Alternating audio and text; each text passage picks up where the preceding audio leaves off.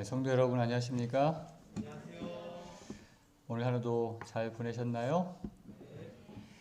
오늘 화요 기도회에 이 자리에 오신 모든 성도님을 환영하고요. 또 성령 하나님께서 이 자리에 또 우리 마음에 또 방송으로 참여하시는 우리 성도님께 풍성히 임하시게 되기를 간절히 소망합니다. 오늘도 사사기서를 연구하도록 하겠습니다. 지난주까지 사사기 12장 6절까지 우리가 살펴봤는데 입다에 대해서 우리가 살펴보았습니다. 입다는 정말 참 다혈질적이고 아주 정말 불같은 그런 인생을 살다간 그런 사사였다라고 생각이 됩니다. 그럼에도 불구하고 연약하고 분명히 부족하고 우리 여러 가지 흠이 발견되지만 그러나 히브리서 11장에 믿음의 위인들 가운데 한 사람으로 올라갈 만큼 그도 분명한 믿음의 사람이었다는 것입니다. 오늘은 그 사사 입다의 죽음에 대해서 12장 7절에 기록을 하고 있습니다. 12장 7절에 보면은 입다가 이스라엘의 사사가 된 지 6년이라 길르앗 사람 입다가 죽음에 길르앗에 있는 그의 성읍에 장사되었더라. 이 입다는 이스라엘 사사 가운데 가장 짧게 사사로서 이스라엘을 다스렸던 사람입니다. 6년이라는 그 짧은 기간 동안에 18년 동안 암몬에게 억압받던 이스라엘을 구원하였고 그 짧은 시간에 이제 다음 성경 말씀을 보면 이제 새 사사가 나오는데요. 그 세 명의 사사의 기간 동안에 어떤 전쟁이나 어려움 없이 아주 평안하게 그리고 아주 좀 풍요롭게 그렇게 지냈던 걸로 보여집니다. 그렇기 때문에 입다의 죽음에서 우리가 그의 삶에서 우리가 좀 눈여겨보아야 할 것은 무엇이냐면 비록 6년이라는 짧은 시간 동안 이스라엘의 사사로 지냈지만 그는 이스라엘을 18년 동안의 암몬의 압제에서 구원하였고 그 다음에 향후 25년 3명의 사사가 합쳐서 25년 동안 이스라엘을 사사로서 지도하는데 그 25년의 기간 동안 어떤 외적의 침입이나 어려움 없이 이스라엘이 이렇게 지내올 수 있는 어떤 밑바탕, 밑거름을 마련했다는 것이죠. 그러니까 어떤 지도자의 그 진정한 안목은, 그러니까 진정한 어떤 평가는 그 사람의 어떤 그 지도자로 있을 때에 어떠한 그런 일을 했느냐도 중요하지만, 또 더 중요한 것은 무엇이냐면 그 사람 이후에 어떻게 또 그 영향이 계속해서 이어져 가지고 그 나라나 그 사회나 그것이 유지가 되느냐, 그것도 굉장히 중요한 평가 항목이라고 생각이 됩니다. 우리가 하나님의 그 백성으로 부르심을 받았을 때는 단지 우리 지금 현재 그냥 우리만 하나님을 믿고 그냥 하나님의 자녀로서 그냥 하나님 안에서 복받고 그냥 그렇게 나만이 구원 얻는 백성으로서의 만족하게 하기 위해서 하나님이 부르신 것이 아님을 우리는 알 수 있습니다. 하나님께서 저와 여러분을 부르신 것은 먼저 우리의 구원을 위해서도 그렇지만 그 다음은 이 세상에 우리가 해야 할 사역, 우리가 해야 할 일이 있음을 말씀해 주고 있습니다. 그렇기 때문에 아무리 연약하고 뭐 나이 많고 뭐 아무리 정말 내가 할 수 있는 일이 없어 보여도 분명 그러나 하나님께서는 나를 통해서 이루고자 하시는 어떤 일이 분명히 있을 거라고 좀 믿습니다. 우리가 진정한 하나님의 사역자가 되기 위해서는 그렇기 때문에 지금 당장의 어떤 그 결과도 중요하지만은 내가 하는 이 일, 그래서 10년 후의 어떤 그 모습, 그것까지도 우리가 좀 생각할 수 있는 마음이 필요하지 않나 하는 생각이 들어요. 우리 교회에서도 보면은 여러 분야에서 직분을 맡고 이렇게 하나님을 위해서 섬기는 사역하는 많은 분들이 있습니다. 뭐 찬양대도 있고, 뭐 집사회 장로로서 또뭐 선교회로서 뭐 안식일학교 여러 부서에서 뭐 소그룹. 그런데 그냥 단순히 현재 내가 맡고 있는 이 고기로서 그냥 이렇게 잘 그냥 하고 끝나는 것으로 만족하지 마시고 이 일을 통해서 정말 10년 후에 우리 교회의 모습이 어떠하는가 좀 거기까지 우리가 좀 길게 안목을 좀 넓혔으면 어떨까. 왜냐하면 이 입다의 이 삶의 그 사역을 통해서도 그가 그냥 6년 동안의 그 삶에서 보여줬던 것으로 끝나는 게 아니라 성경에 보면은 이제 여러 사사들이 나오지만은 단순히 그 사사가 죽고 난 다음에 그냥 또 다시 이스라엘이 또 하나님을 배반하고 또 이렇게 어려운 가운데 있는 그런 것으로 빠지지만은 이렇게 입다처럼 그가 죽은 후에도 다른 사사가 또 일어나서 계속해서 평화가 유지되는 이런 일은 드물거든요. 그래서 우리 교회가 지금도 좋은 교회이지만 앞으로도 좋은 교회가 되기 위해서는 정말 우리가 10년 후, 20년 후 이런 장기적인 안목을 가진 그런 마음, 그런 사역자들이 되기를 바라는 것입니다. 그래서 나만 열심히 하는 그런 사역자가 아니라 내가 일하는 그곳에서 후 세대를 키울 수 있는 우리 교회나 뭐 저도 마찬가지지만 이제 이런 것들이 좀 부족하지 않나 하는 생각이 들어요. 그래서 우리가 이런 것들도 좀 고민해 봐야 되지 않나 하는 생각이 됩니다. 그래서 그 집사님 계실 때는 그 부서가 잘 됐는데 그 집사님 그만두고 나니까 막 흐지부지 돼서 아무것도 안 되더라 이러면 안 된다는 것이죠. 그 목사님 계실 때는 막 교회가 막 부흥했는데 목사님 떠나자마자 그냥 또 옛날처럼 그냥 뭐 아무것도 아닌 와해가 되더라 이러면 안 된다는 것이죠. 저는 그러면 안 된다라고 생각을 하는데 참 고민이 많습니다. 하여튼 우리 홍성교회가 10년 후에도 20년 후에도 계속해서 사역자를 키우고 우리의 후임들 그래서 군대에 보면은 후임이 있거든요. 그래서 이제 계속해서 이렇게 신병들이 들어오잖아요. 그럼 선임 후임 해가지고 그 후임이 해야 할 일을 선임이 아주 하나부터 열까지 자세하게 가르쳐줘요. 그래서 이 군대가 이 신병부터 이제 병장까지 그 위치에 맞는 역할을 그 선임들이 계속해서 올라가면서 가르쳐 주기 때문에 이 군대에서는 그 끊이지 않고 계속해서 이어집니다. 직장도 마찬가지예요. 직장에서도 사수라고 이렇게 해가지고 바로 위에 그 연차가 그 밑에 연차를 이렇게 가르치면서 그 일을 감당할 수 있도록 이렇게 키우는 역할을 합니다. 우리 교회도 그런 역할이 필요하다는 거죠. 우리 장로님들, 집사님들, 그래서 우리 좀 낮은 이렇게 우리 보기에는 참 젊고 아무것도 아닌 것 같은 그런 사람들도 하나님 안에서 충분히 훌륭한 일을 할 수 있는 그 언제까지 젊었을 때부터 나이 들어서도 여전히 그냥 그분이 계속 그 일을 하기보다는 새로운 후계자를 양성해서 그렇게 일을 할 수 있도록 하면 좋겠다는 생각을 하는 것입니다.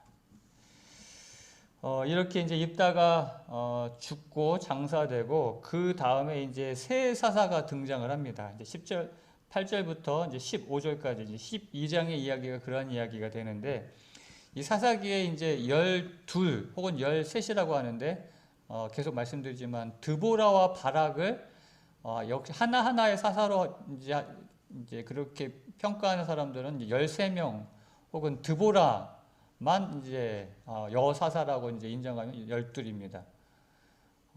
근데 바락도 히브리서 11장에 믿음의 위인들 가운데 이름이 올라가 있기 때문에 13이 맞지 않나 저는 또 그렇게 생각이 들어요. 하여튼 어떻게 평가되는지는 또 사람들마다 차이는 있는데요.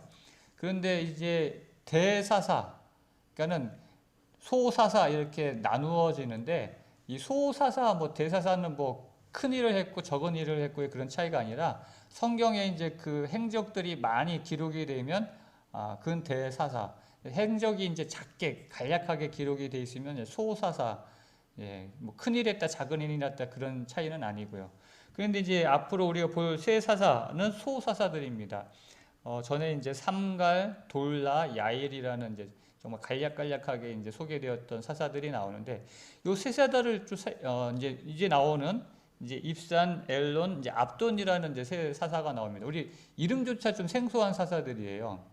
자, 요 사사들 한번 보겠습니다. 먼저 입산 8절부터 10절까지 보면은 그 뒤를 이어 베들레헴의 입산이 이스라엘의 사사가 되었더라.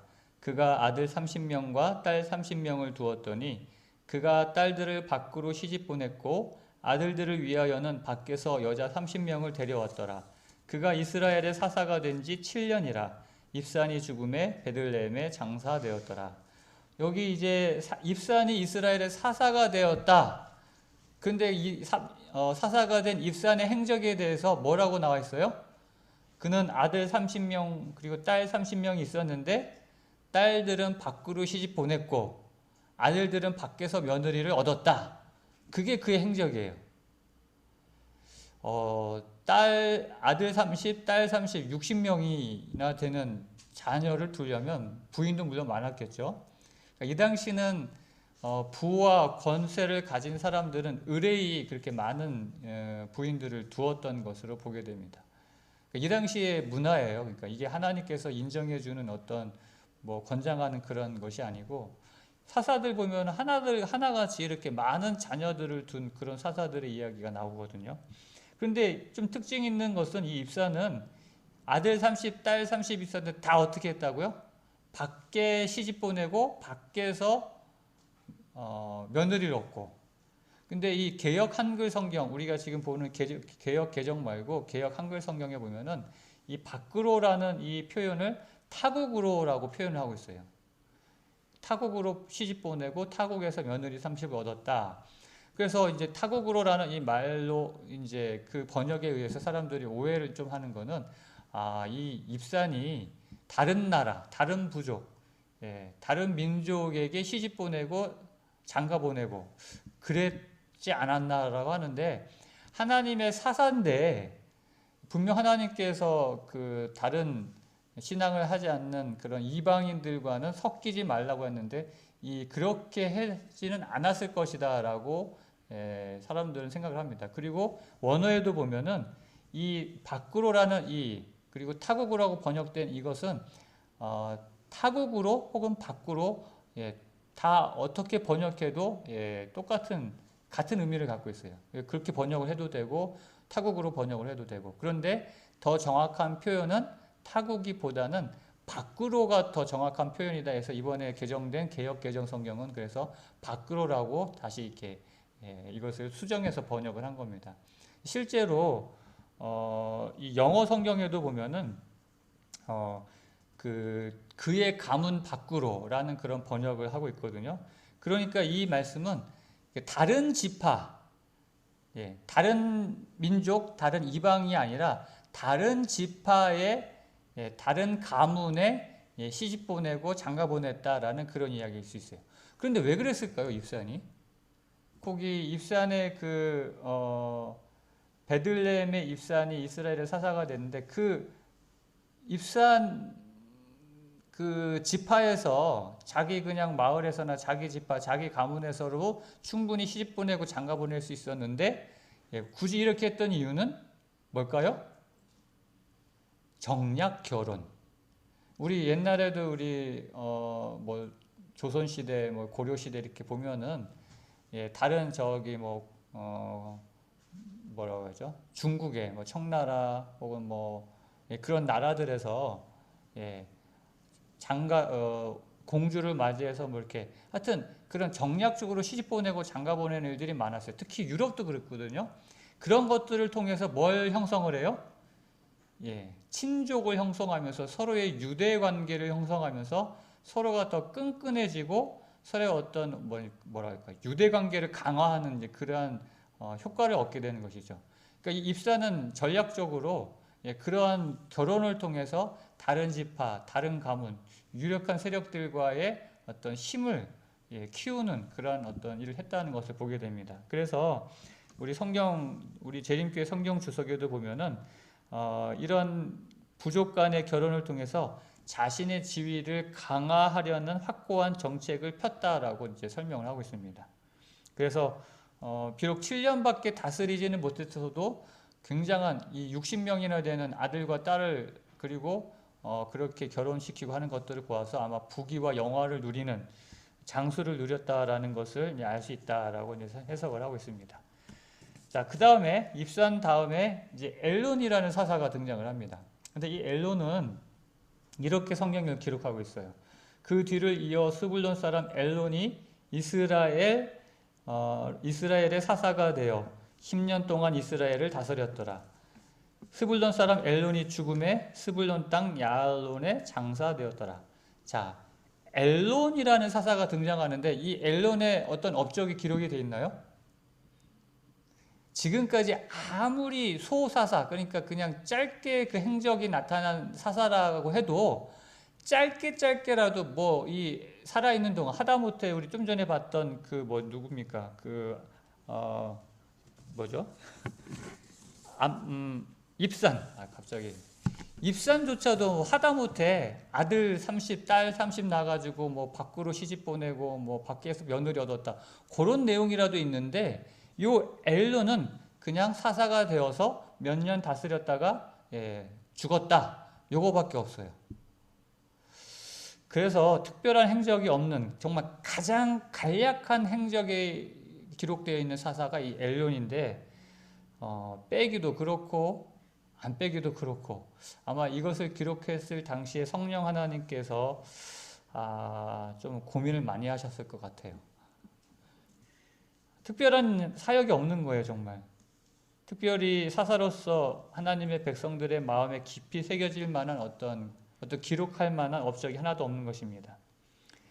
그 다음에 압돈이라는 사사가 이제 그 뒤를 이어서 사사가 되는데 13절 그 뒤를 이어 비라돈 사람 힐렐의 아들 압돈이 이스라엘의 사사가 되었더라.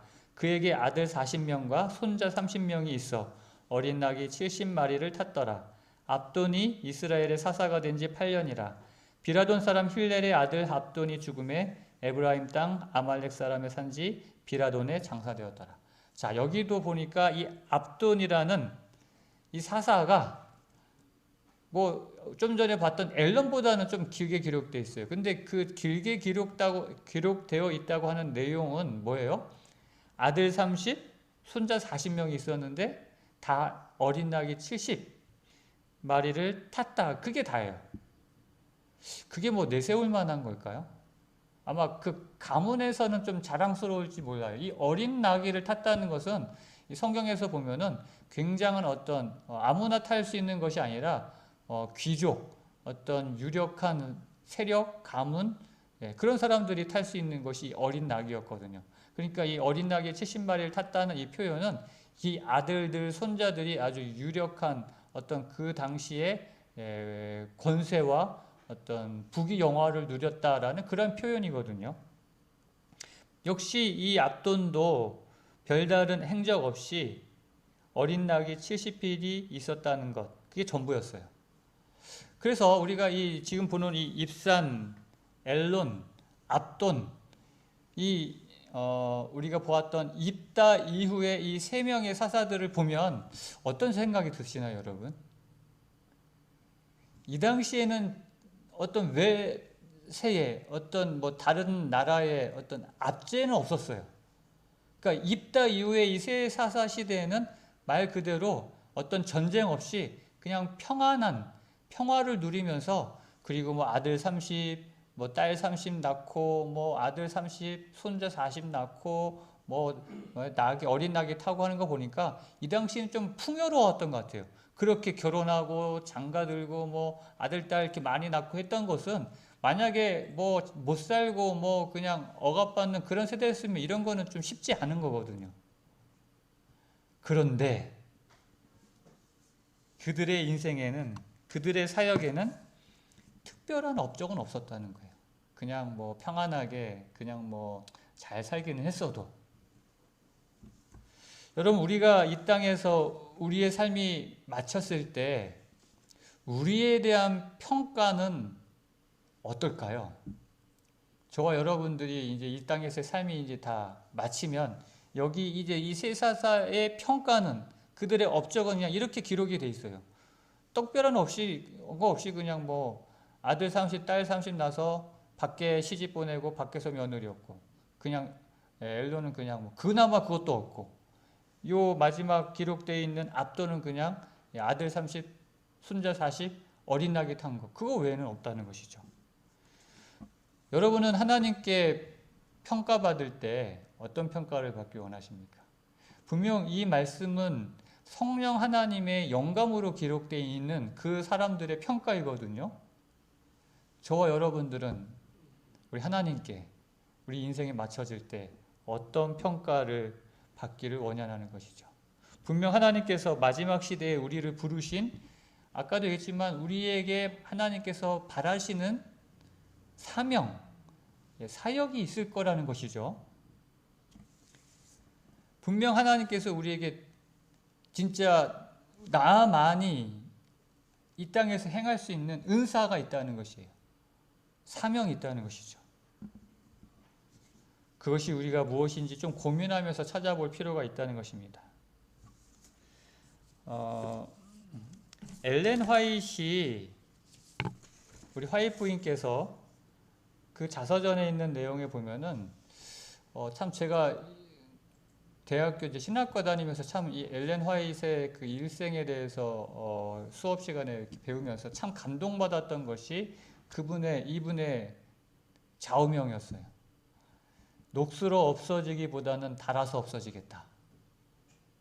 정말 감동이었거든요. 그래서 저도 한동안은 나도 이러한 삶을 좀 살고 싶다, 살아야겠다, 뭐 그렇게 마음먹었던 적도 있었는데요. 여러분은 어떻습니까?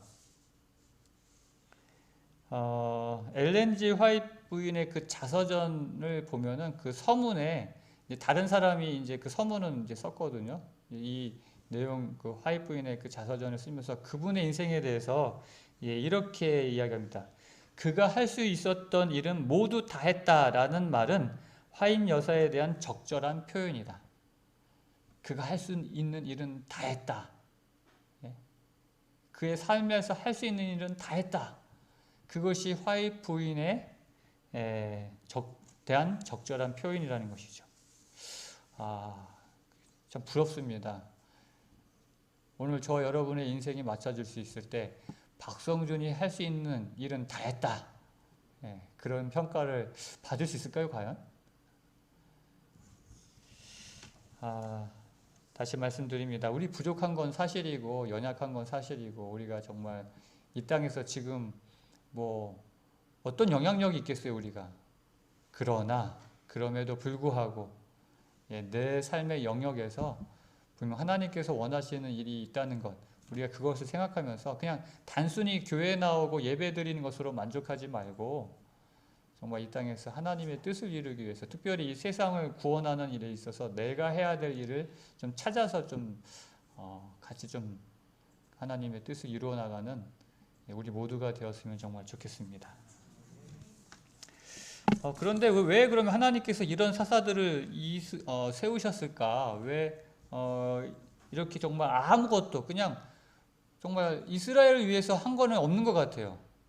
그냥 가정사역만 한 것 같아요. 말 그대로 이스라엘을 위한 하나님의 사역이 아니라. 그런데 왜 이런 사사들을 하나님께서 세우시고 보내셨을까? 그것은 우리가 사람들이 이제 이 평가를 하면서 하나님께서 보통 보면 사사들은 위기 시대에 하나님께서 이렇게 세우는 것으로 우리가 생각하잖아요. 이 이방의 압제에 보통 보면 이스라엘이 이제 부르짖고 그럼 하나님께서 그 압제에서 벗어나기 위해서 사사들을 보내셨는데 이 사사들 때는 그런 압제가 없었어요. 그냥 평안했을 때거든요. 그럼에도 하나님께서 사사를 세우셨다는 것은 하나님께서 위기의 시대뿐 아니라 평화의 시기에도 이스라엘을 다스리고 보호하시고 그들을 지도하기를 원하셨다는 것이죠. 그래서 하나님의 일꾼과 하나님의 지도자는 위기의 때 물론 더욱 필요하지만 평화의 때도 역시 필요하다는 것, 그것을 우리가 깨달을 수 있다는 것입니다. 아무 일도 하지 않은 것처럼 보이지만 그러나 설마 아무 일도 안 했겠어요? 그 이스라엘의 그래도 사사로서 지도자로서 그 평화를 유지하고 그 시대 이스라엘의 사사로 있는 동안에 그들이 하나님을 떠나거나 하나님을 떠나 이방을 섬기거나 한 것이 없는 것을 보면은 하나님을 섬길 수 있도록 그들이 그런 영적인 또 지도력을 행사했다는 것을 또 알 수가 있거든요. 비록 그거보다 더 큰 아마 이 사사들에게 하나님의 뜻이 다 헤아리지는 못했을지는 모르겠어요. 어찌됐든 하나님께서는 이들을 통해서 이스라엘을 그렇게 다스리고 지도하기를 원하셨다는 것을 볼 수 있는데, 그런데 이 사사들이 완전하게 하나님의 뜻을 다 이루지는 못했다라고는 우리가 이제 그렇게 짐작할 수 있는데, 왜 그러냐면은 이제 이 세 사사들이 죽고 난 다음에 입산, 엘론, 그 다음에 요 압돈, 이 세 사가 죽고 난 다음에 그 어느 때보다도 가장 암울한 시기가 이제 찾아옵니다. 그 다음 이야기가 이제 13장 1절에서 이제 등장하는데요. 13장 1절에 보면은 이스라엘 자손이 다시 여호와의 목전에 악을 행하였으므로 여호와께서 그들을 40년 동안 블레셋 사람의 손에 넘겨주시니라. 저는 이러한 말씀을 읽을 때마다 마음이 아파요. 다시, 예전에도 한번 말씀드린 적이 있는데 이 다시라는 말이 또 다시 이 사사기에서 반복적으로 나오는 말씀이거든요. 언제요?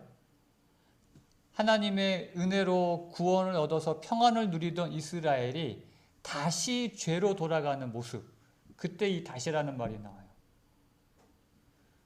그래서 여호와의 목전에 악을 행하고 그 악을 행함으로 하나님께서 몇 년 동안, 그러니까 이 이스라엘의 이 사사기의 이제 패턴이죠. 이스라엘의 불순종, 하나님을 떠난 이스라엘에 하나님께서 징계를 내리시는데, 그래서 이제 그 징계가 블레셋 사람들에 의해서 40년 동안 압제를 당하게 됩니다. 그럴 때 이스라엘이 어떻게 해요? 그 압제 가운데 뭐 합니까? 정말 이제는 버티다 이제는 더 이상 버틸 수 없으니까 누구를 찾아요? 아이고, 하나님 하고 이제 하나님 찾아요. 하나님께 부르짖잖아요. 그러면 이제 하나님께서 또 불쌍히 여기셔서 사사를 통해 구원해 주시고, 그래서 이제 평화로운 시대가 오고, 이게 이제 계속 반복되는 패턴인데, 이 13장 이후에 40년, 여러분 이 지금까지 어떤 때보다도 가장 오랜 기간 이 이스라엘이 압제를 당한 기간이에요. 이 블레셋에게 삼손을 이 사사가 이제 등장한 이 시대에. 근데 40년 동안 이렇게 가장 긴 압제를 당했으면서도 불구하고 패턴이 깨집니다. 이스라엘 백성이 여호와께 부르짖었다는 이야기가 나오지 않아요.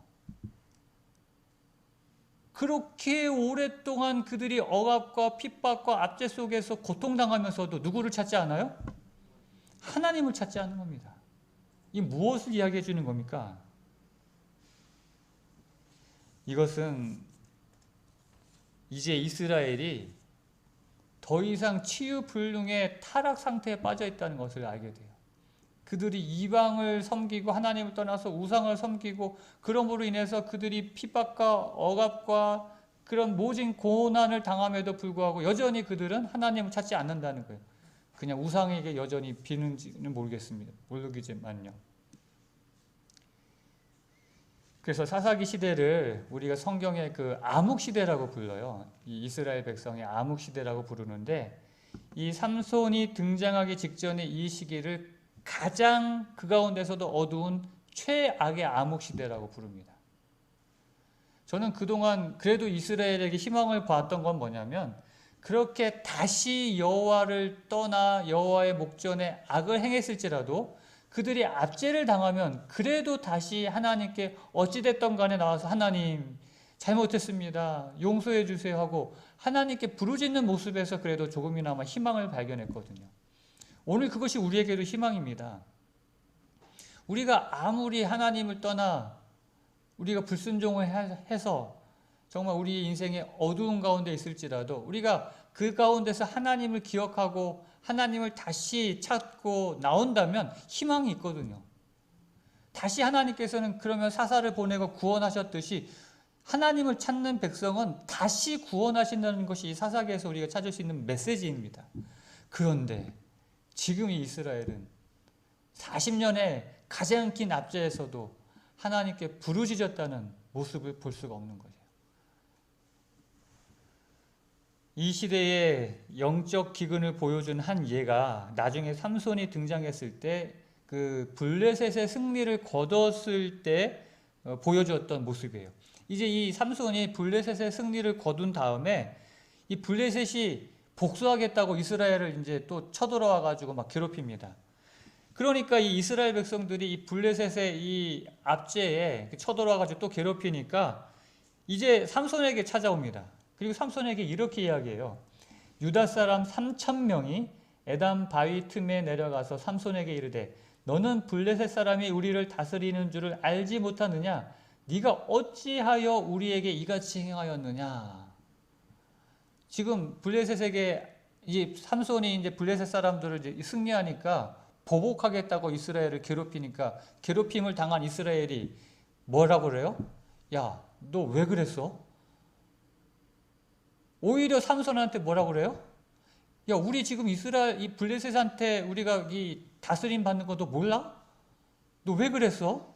너 왜 그래가지고 우리 이렇게 또 힘들게 하는 거야? 하고 오히려 누구한테? 삼손한테 막 찾아와가지고 따지는 거예요. 뭐라고 그러고. 완전히 믿음을 상실한 그런 모습을 보게 되는 것이죠. 가장 안타까운 모습입니다. 이스라엘이 그들의 사명이 무엇인지, 존재의 목적이 무엇인지 전혀 모르는 백성이 되어버린 것이에요. 그냥 그 상황에 순응하고 그냥 압제당하는 것에 그냥 우리는 그냥 이런가 보다.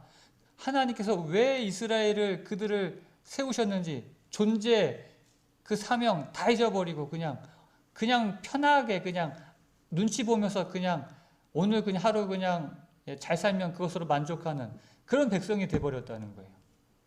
그런데 하나님께서 이스라엘을 세우신 목적이 뭐예요? 그냥 블레셋의 눈치 보면서 그냥 오늘은 안 맞았으니까 다행이다. 그러면 그렇게 하나님께서 이스라엘을 세우신 이유가 아니잖아요. 하나님께서 이스라엘을 구원하시고 그들을 세우신 목적이 출애굽기 19장 5절 6절에 나옵니다.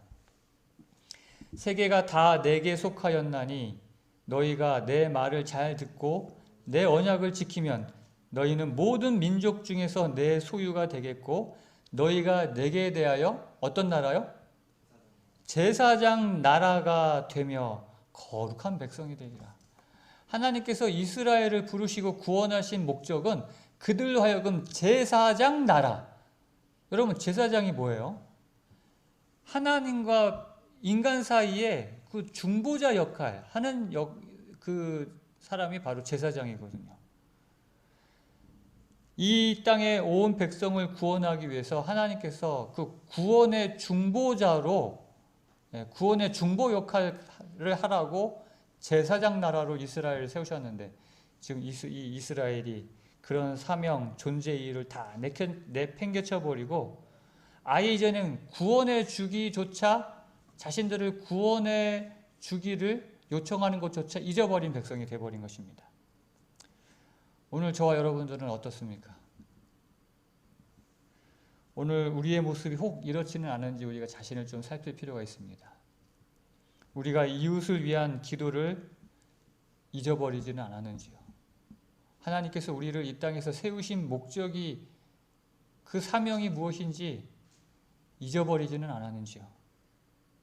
우리가 이 땅에서 정말 다 잠들고 어쩌면 정말 최악의 상황에 있음에도 불구하고 하나님을 찾고 하나님께 부르짖는 것조차 잊어버리지는 않았는지요. 오늘 우리가 감당해야 할 사명이 무엇인지 하나님께서 우리를 세우신 목적이 무엇인지 다 잊어버리지는 않았는지요. 오늘 우리에게 하나님께서 말씀하시는 건 뭐냐면 이 삼손 시대의 이 이스라엘 이 부르짖음조차 잊어버린 이 이스라엘의 모습을 통해서 하나님께서는 오늘 우리에게 다시 아버지께 하나님께 부르짖기를 원하시는 것입니다. 우리가 먼저 깨어 기도함으로 우리가 제사장 나라, 제사장 사명을 감당할 수 있는 그러한 우리 홍성교회 하늘 가족이 되시기를 간절히 바랍니다. 하나님의 백성이 부르짖기를 잊어버리면 이 세상은 어둠에 빠질 수밖에 없습니다. 하나님의 백성이 부르짖기를 멈춰버리면 이 세상은 아무 희망이 없습니다. 우리 홍성교회가 하나님께 부르짖지 않으면 이 홍성은 아무 희망이 없는 것입니다.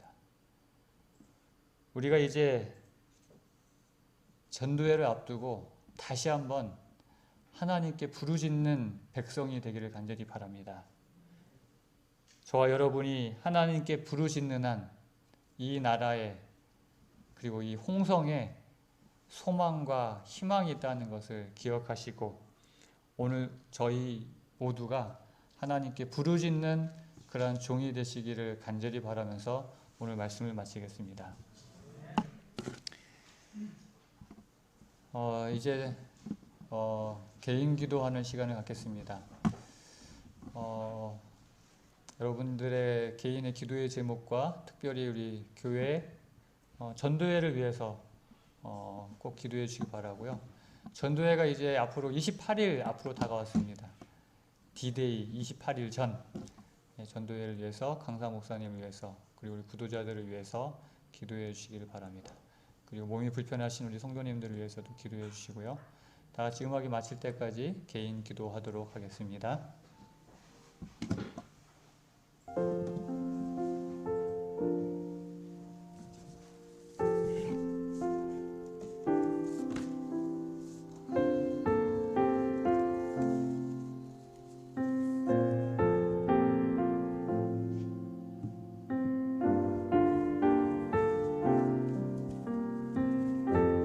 하나님 아버지, 주님을 향한 믿음이 이 세상을 마귀의 모든 괴유를 이길 수 있음을 고백합니다. 우리에게 하나님을 믿는 믿음을 주님께서 가지셨던 믿음을 허락하여 주시옵소서. 우리가 이 땅에 사는 날 동안 주님께 부르짖음을 잊지 않도록 도와주시옵소서. 이 세상을 향하여 하나님께서 우리를 세우신 사명과 목적이 있음을 믿습니다. 그것이 무엇인지 우리로 하여금 정말 이 세상을 향하여 나아갈 수 있는 그 사역을 감당할 수 있도록 도와주시옵시고 이 세상을 구원하는데 정말 부족하고 연약하고 나약하지만 나에게 하나님께서 원하시는 뜻을 발견함으로 우리도 작은 힘으로 하나님을 위하여 세상을 위하여 구원하는 일을 감당할 수 있도록 도와주시옵소서. 이제 전도회가 28일 앞으로 다가왔습니다. 하나님의 능력이 성령 하나님의 역사가 이 전도회를 통하여 이루어지시기를 간절히 바라오며 우리의 구주 되신 예수님의 이름으로 기도드리옵나이다. 아멘.